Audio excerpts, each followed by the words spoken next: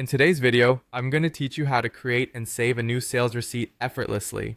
Creating a sales receipt is an important task for any business, as it allows you to document sales transactions accurately. So let's get started and ensure you feel confident in creating sales receipts for your business needs. First, you'll want to navigate to the section of your software that handles new sales transactions.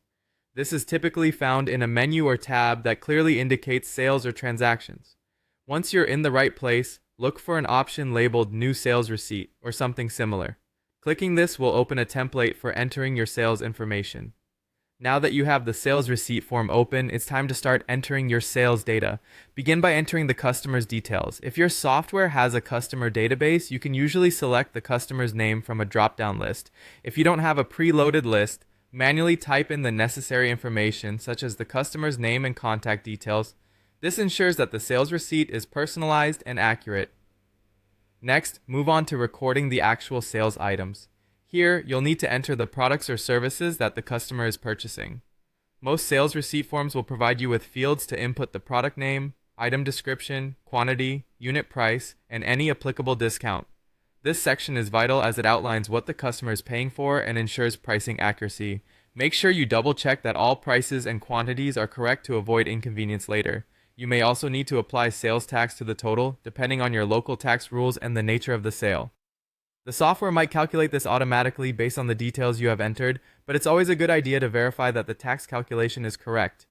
If you have to apply tax manually, make sure you input the correct percentage to calculate the additional cost accurately.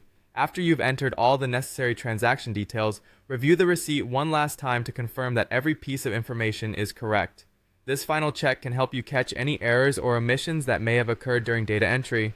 It's always better to spot these now rather than after the receipt has been issued to the customer.